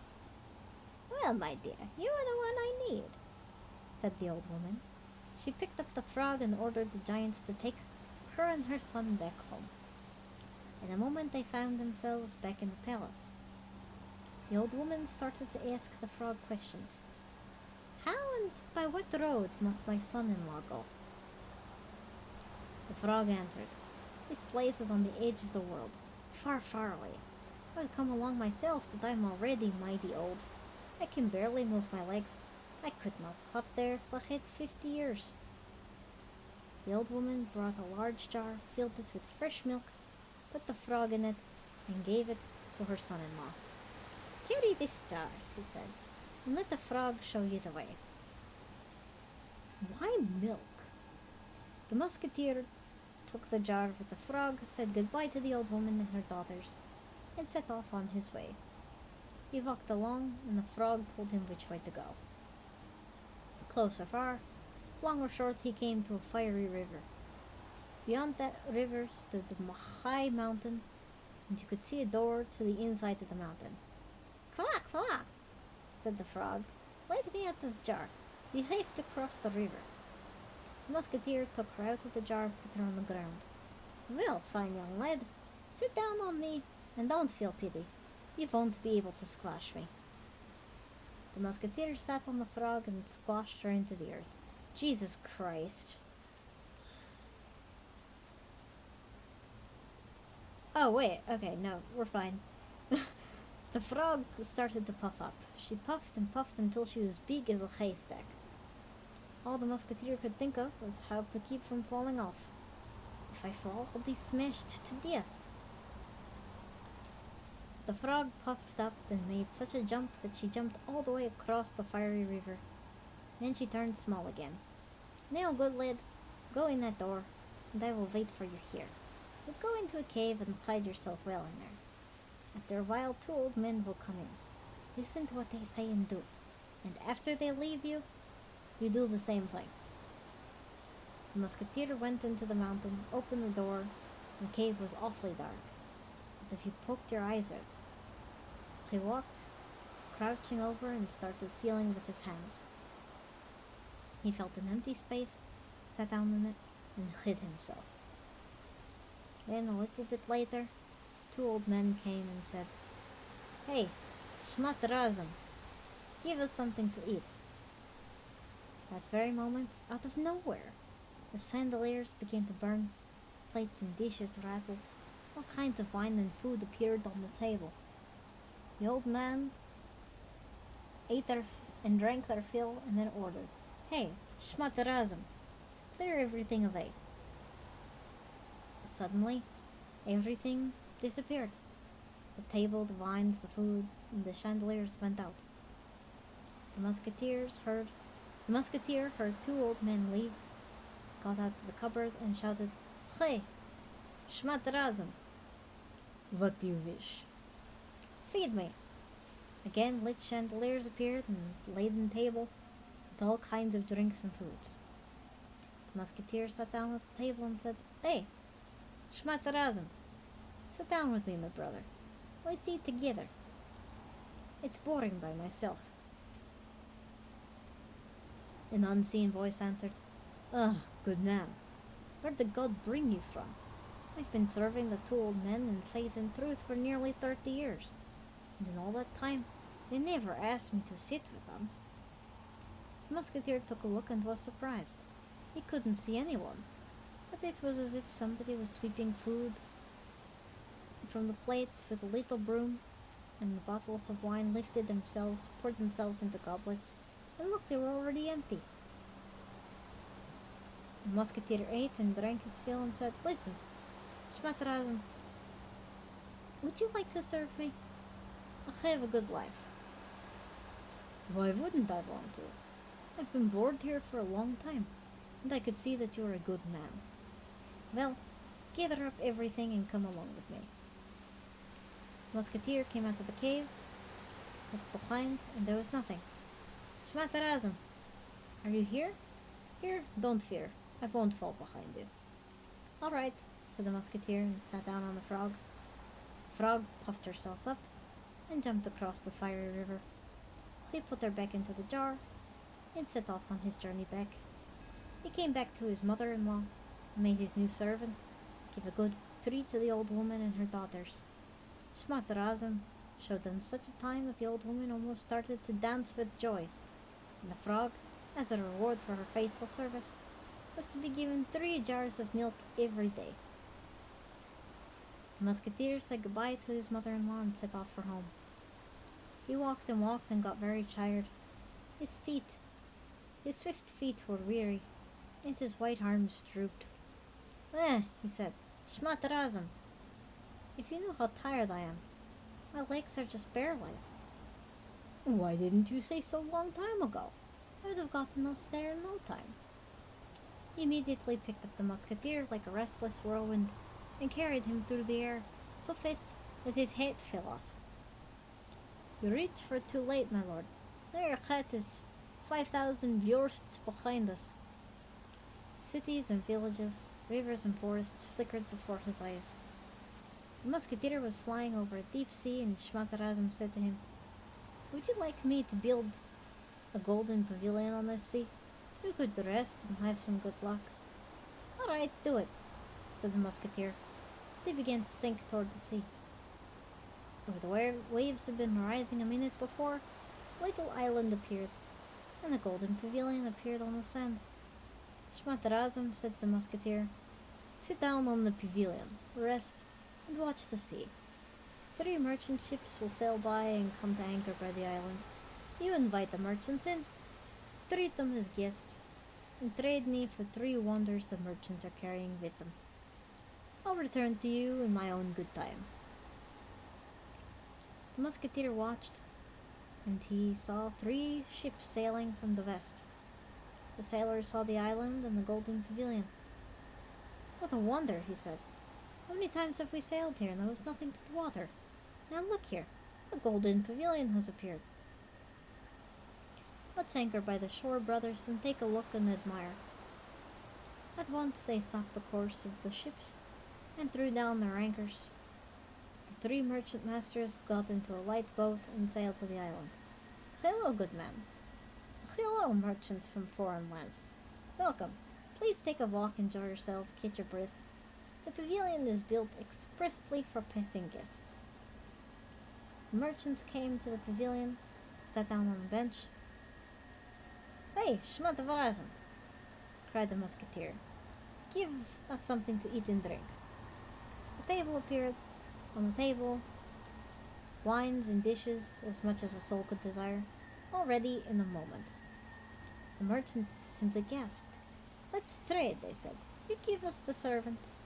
With that, take any wonder we have. Oh, what kind of wonders do you have? Take a look, you'll see. One of the merchants pulled a tiny box out of his pocket, and the moment he opened it, a wonderful garden immediately grew up, with flowers and with paths. But when he closed it, the garden immediately disappeared. The second merchant pulled an axe from under the hem of his coat and began to chop. Chop and chop, he made a boat. Chop and chop, another boat. He chopped 100 times and made 100 boats with sails, with cannon, with sailors. The boats sailed around, they shot their cannons, and when they asked the merchant for his orders, and when he'd had his amusement, he hit his axe, and the ships disappeared like they'd never been there. The third merchant took a horn, blew into one end, and at once an army appeared. Infantry and cavalry, with rifles and cannons and banners. All the regiments sent couriers to the merchant, and he gave them orders. The regiments marched, music thundered, and banners unfurled. When the merchant had had enough fun, he took his trumpet, blew into the other end, and there was nothing, where all the forces had gone to. Your wonders are just fine, but I don't need them, said the musketeer. Armies and ships are Tsar's business, and I'm a simple soldier. If you want to trade with me, then give me all 3 wonders for my one invisible servant. Won't that be too much? Well, as you prefer, otherwise I won't trade. The merchants thought to themselves, what good is that garden to us? These regiments and warships. Better to trade, at least we'll be fed and drunk without any effort at all. They gave the musketeer their wonders and said, Hey, Schmatterazem, we're taking you with us. Will you serve us with faith and with truth? Well, why shouldn't I serve you? It's all the same to me who I live with. The merchants returned to their ships and started to treat all the mariners to food and drink. Well then, Schmatterazem, stir your stumps. They all drank until they were drunk and fell fast asleep. The musketeer sat in his golden pavilion, started thinking and said, it's too bad. Where's my faithful Schmatterazem now? I'm here, sir. The musketeer was delighted. Isn't it time for us to get home? No sooner has he said that than he was picked up by a restless whirlwind and carried through the air. The merchants woke up. They wanted to drink some more. Hey, Schmatterazem, give us something for our hangovers. No one answered. No one was serving them. No matter how much they shouted, no matter how much they gave orders, it was no use. Well, gentlemen, that swindler treated us. Now only the devil will find him. The island has disappeared and the golden pavilion as well. The merchants grieved and grieved for a while, lifted their sails, and set off for where they were supposed to be going. The musketeer quickly flew to his own land and came down beside the blue sea in a deserted place. Hey, Schmatterazem, couldn't we build a palace here? Why not? It'll be ready right away. In a wink, there was such a delightful palace that can't even be described. Twice as good as the king's. The musketeer opened the little box, and around the palace, a little garden appeared with rare trees and flowers. The musketeer sat there at an open window and admired his garden. Suddenly a mourning dove flew in at the window, struck the floor, and turned into his young wife. They embraced, said their greetings, and began to ask each other questions, tell each other everything. The wife said to the musketeer, Since the very moment when you left home, all that time, I've been flying through the forests and the groves as lonely mourning dove. Next morning the king came out on his balcony, looked toward the blue sea, and saw that the new palace was standing on the very shore of the sea, and around the palace a green garden. What ignoramus got the idea of building on my land without permission? The couriers went running, found out everything, and reported that the palace had been built by the musketeer, and that he was living in it with his wife at his side. The king became even more enraged and ordered an army to be collected and sent to the shore to raise the garden to its foundations, to break the palace up into little pieces, and to put the musketeer himself and his wife to a cruel death. The musketeer observed the king's strong armies was marching on him, and he quickly grabbed the axe. Chop and chop, out came a ship. He chopped 100 times and made 100 ships. Then he took out the horn, blew into it once. The infantry tumbled out. He blew twice, and out tumbled the cavalry. The commanders of the regiments came running to him, and the ships were waiting for his orders. The musketeer ordered them to enter the battle. At once music began to play, they beat the drums, and the regiments moved The infantry smashed the king's soldiers, the cavalry chased them the rest of the way, took them captive, and the cannons from the ships rained fire on the capital city. The king saw his army was running away. He wanted to rush and stop the army, but how could he? Before even half an hour had passed, he himself was killed. When the battle ended, people gathered and asked the musketeer to take the whole kingdom into his hands. He agreed to that and became king, and his wife became the queen. That was actually a good story. I like that.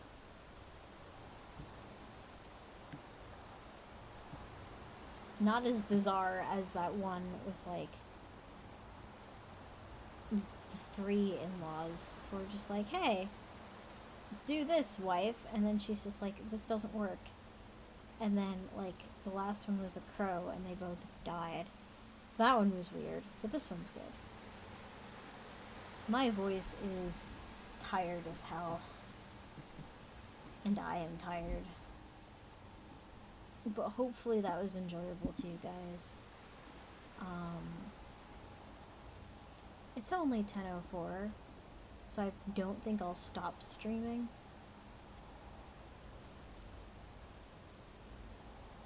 But I will probably switch to, like, Inscription. If that's okay. Because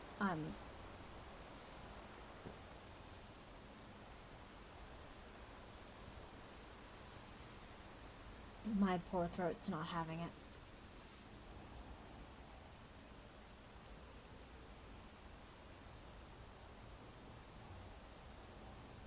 Or I could call it here and bring it to the secret server.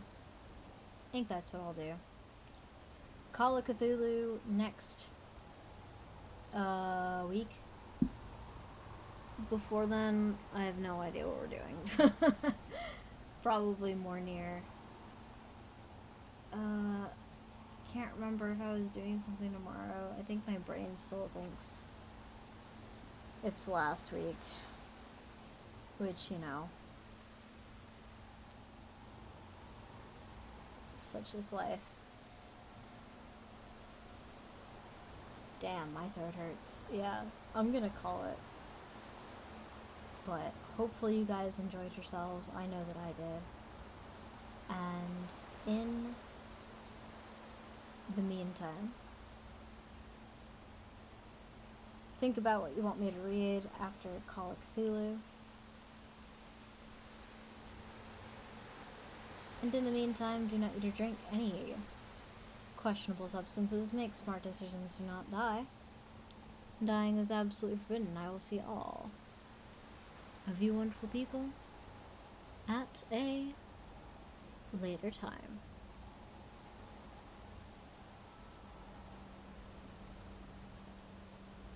And take care, guys.